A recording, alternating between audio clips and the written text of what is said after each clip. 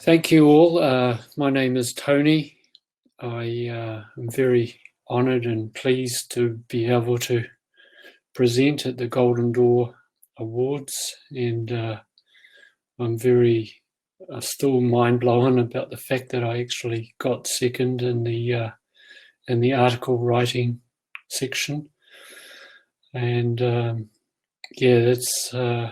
Considering I entered at the very last minute and it was all a bit of a panic and a rush, it's really quite amazing to be able to sit here and experience this whole event. It's been fantastic. My article was on nature, how to download nature and the natural codes, and what I call natural intelligence, or NI, as a counter to the AI, or the growing artificial world and intelligence that we are seeing. To me, needs to be reconciled and balanced with nature. My business, I call my speaking, writing side of my business Earth Star Freedom, and I am here. The article is about using nature's elements and the natural laws to create our reality, and I have my one main message is about how we can awaken freedom through using nature, the natural codes, universal laws, and principles to integrate and implement into our lives. My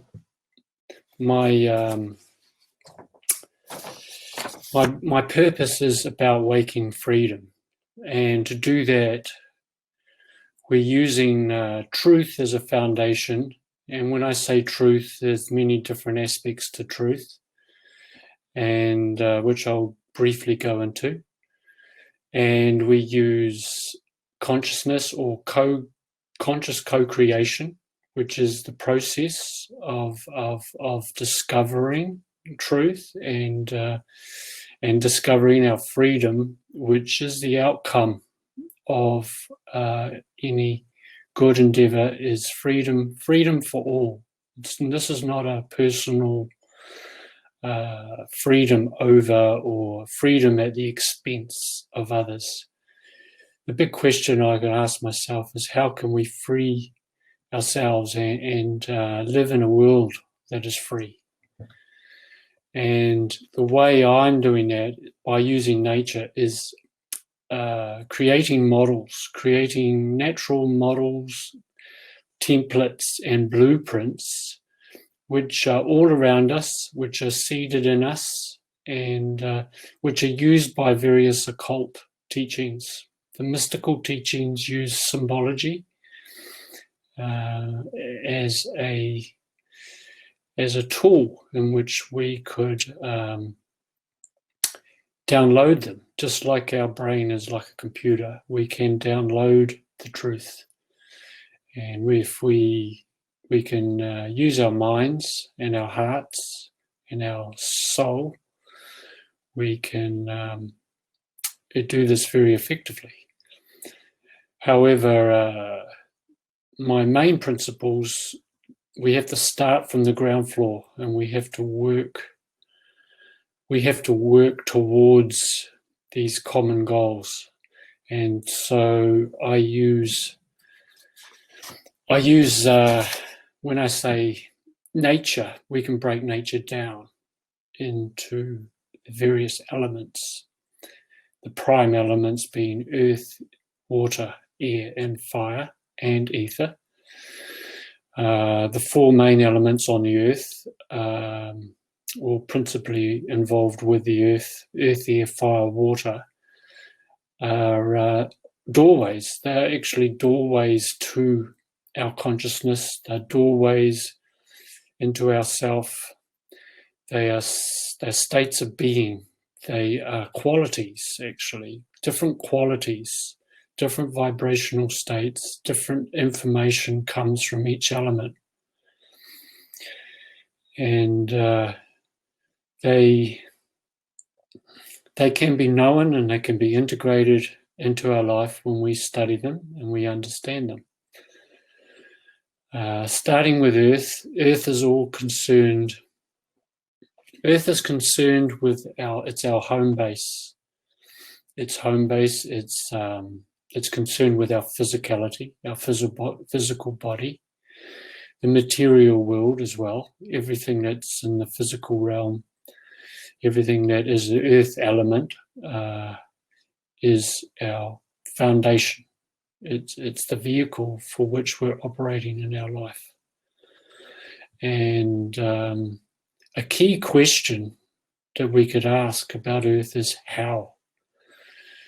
The how question is particularly concerned with bringing conceptual ideas into actuality on the physical plane. And the Earth is also concerned with things like food intake, diet. It's concerned with how do we build things, how do we create structures, how do we create the models which we want to create from. And then we have the water element. Water is about flow, it is about liquidity, it is about emotion. The water element is all about being in our flow. Water has a consciousness, and we're 70 or 80% water. So whatever we're thinking, whatever we're taking into our sphere of energy, we are imprinting our water, and so we are creating our consciousness through the flow of water. Water is related to emotion, as I say, energy, which is energy in motion.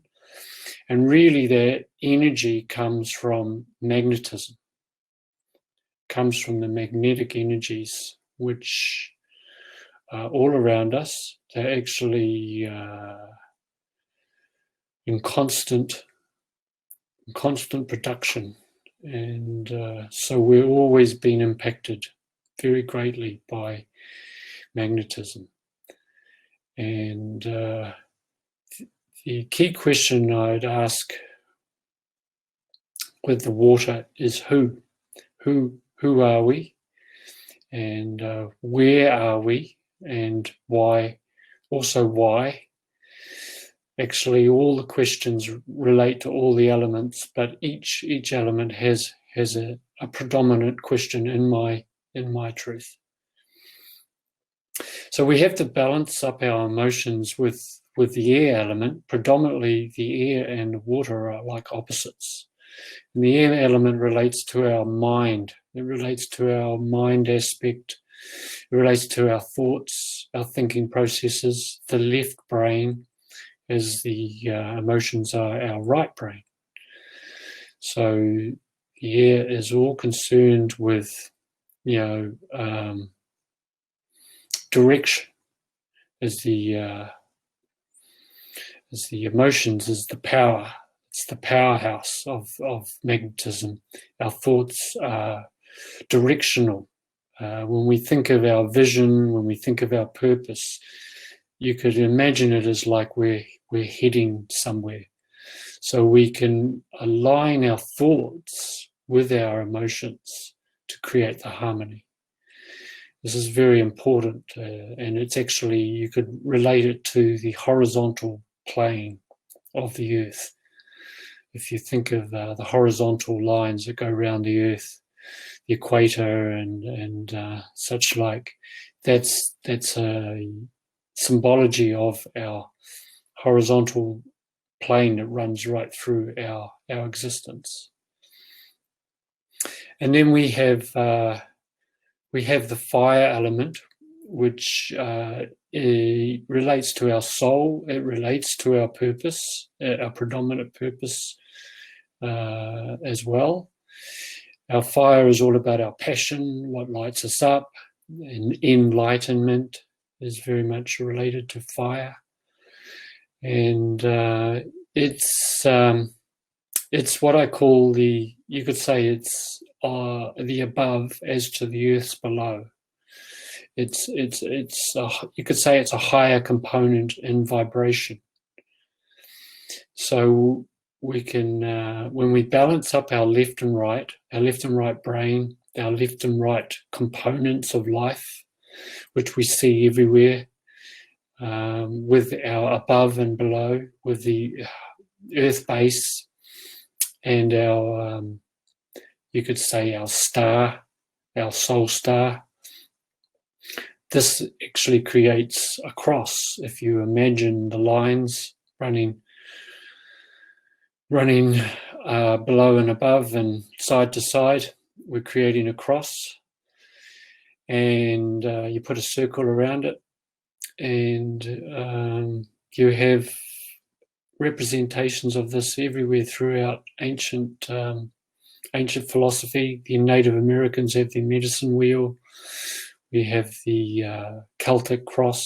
We have the Christian cross, which ultimately, I believe, it is related to the elements of life. And then there's actually a fifth element, which pervades everything in the earth, but it is our source element. It is the ultimate spirit, the ultimate connection to unity consciousness, or our great spirit, or God. I see ether as the ultimate above, but it's beyond all the dualities of our earth. So it's within earth, but it's not of earth as such. Yes, so I see ether as like the unity consciousness.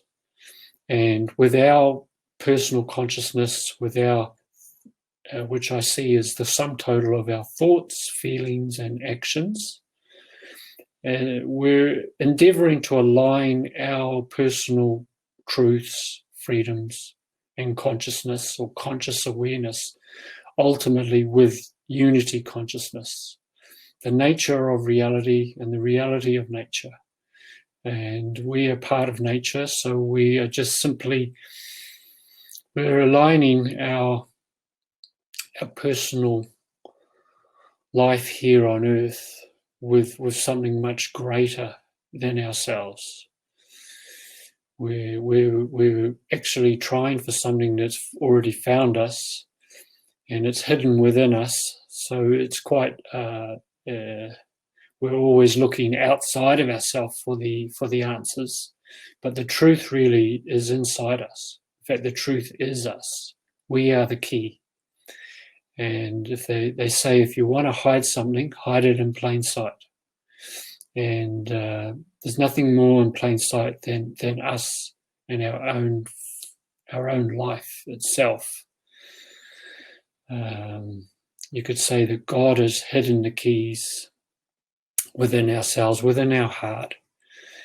And all of our life is really, its purpose is to find that key. And so I like to call it, we're like breaking into ourselves. We're cracking the safe, and we're cracking the codes. And the codes ultimately lie in our DNA. Our DNA is really like it's the operating system of our life. And I like to relate our life also to like a computer. And as a computer downloads information, or you could say we're downloading information, or the spirit is downloading information into us, we can also upload that information back up to source, and we can set up a two-way communication between source and our own source, our own anchor here on earth. So really, that's, in a nutshell, that's what the elements are to me. They are qualities of life, and they're like pieces, they're like ingredients in a cake, and we're blending all those pieces together to create a greater whole. And through our conscious application to each one, to the earth ground, to our water flow, to our air flow as well, our air blow, I call it, and our soul glow, we can basically light ourselves up, and we keep our feet on the ground, and we can have our head in the stars. That's why I call it Earth Star. It's very much about being in the stars, but of the earth. And yeah, it's also the other key element is to my to this journey is what I call the natural principles, or the Hermetic laws. The Hermetic laws are all intertwined with our life and with the elements, and these laws quickly are the law of mentalism, and these were given by Thoth. He was a great, they called him the Atlantean. He was a great, a highly evolved being that lived on Earth in Atlantis times, and then in Egyptian times. And it is said that Thoth built the Great Pyramids on Earth. And he says that the all is in all, and all is in the all. So the all is the source, consciousness, and all is us, all of us, and everything, every element that is on earth. And so what we're doing is we're integrating that all with all, and we're integrating the macronism into the micronism, and we can find the whole within each part, and then we put all the parts together, we can find the greater whole. And this is what the expansion of consciousness is. And so mentalism is actually spiritual. It's actually a spiritual field which we are born into. And so it's not actually, when he says mentalism, this is old language, it's not to do with the mind or our small little ego mind. It's to do with the mind of God. So we're within the mind of God, and there is a seed of that mind of God within us as well. So it's we, like the Russian dolls, we're seeded within something else, and something else is seeded within that, and it goes on and on and on, right down to the very tiniest atom, and beyond that even. And then the next law is the law, I'll just get my notes here. The law of correspondence is the next law, and that speaks of as above, so below, as within, so without. So everything is fractal. What the tiniest thing down here is also expressed above, and what's above is also down here on earth. And what's within us is also what we'll see outside of us, and everything that's outside of us is a reflection of us. The next law is the law of vibration. The law of vibration says that everything is emotion, everything is energy, everything is connected. We are actually born of vibration, and everything is in motion. Nothing is still. And yet within that motion, we can find the stillness. It just takes striving and it takes a lot of consciousness. The next law, the law of polarity. The law of polarity is very relevant on Earth right now. You can see everything is in polarization. Everything is left to right, above and below, in and out. We have it expressed in many, many areas, in our politics, in business, in everywhere in life. Everything is dual. Everything has its pair of opposites. However, the law says that these opposites can be reconciled and balanced, and this is one of the tasks of an awakening soul into freedom. The next law, the law of rhythm. The law of rhythm is also, it's about motion and about energy, but it's like everything is ebbing and flowing. Everything, if you think of a sine wave, you think of the seasons, everything is coming and going, everything is rising and falling, everything it goes in sort of circular cycles and spirals, and nothing is actually, there are straight lines within nature, but nature also is very much working on curves and spirals and cycles. Then we have the law of cause and effect. Every effect has its cause. Every cause will create an effect.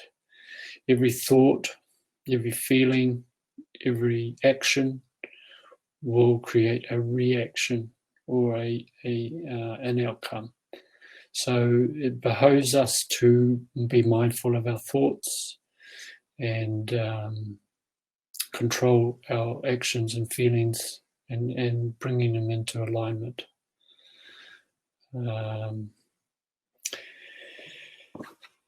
It also says that everything happens according to law. Now, when Thoth talks about law, it talks about immutable. It's really talking about science. It's talking about the ultimate objective truths. Law is truth. Law is immutable. Law is talking about things that are inherent and never change. There's lots of change within that, but ultimately the law, everything follows a law. And to me, these are really what the greatest truths are speaking about. Once we understand those laws, then we can understand better the subjective laws, the subjectivity of our dual life. And finally, the final law is the law of gender. And gender is, obviously, it's talking about masculine and feminine, it's talking about males and females, but it goes far beyond that. Gender is not just related to sex. Gender is also related to electromagnetism, being when I talk about thoughts and emotions. Well, you see gender in our electricity. We have male and female connections in our electricity. We have gender related to many, many aspects of life. The feminine aspect of Earth and the masculine aspect, or the father of you could say God, or the Great Spirit, the All. So yeah, gender works through everything. And it also, all these 7 great laws are all working throughout the elements and through all of creation. They govern creation, they create creation. Everything is created or in a state of being created. Everything is either there's a creator creating creation. And so everything is in a state of creation or destruction. And that's really talking about the law of rhythm. So, that's really the essence of what I wanted to talk about. If there's any questions or anyone has anything they wanted to say to that,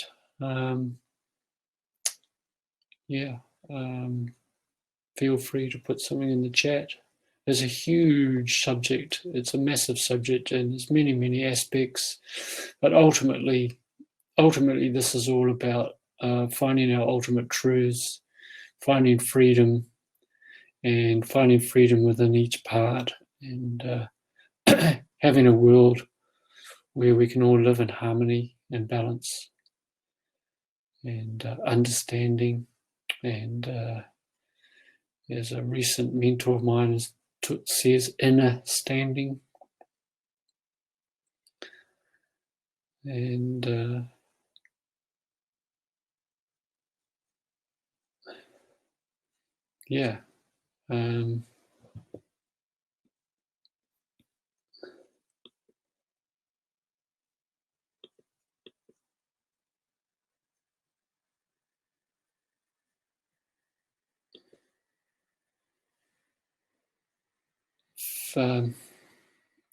is that how am I doing for time? I think, shall I wrap it up now?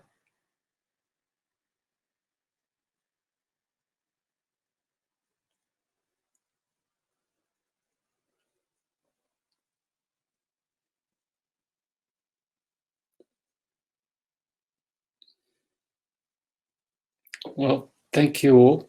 Thank you for giving me the chance to speak, Tahira, and I will see you later on.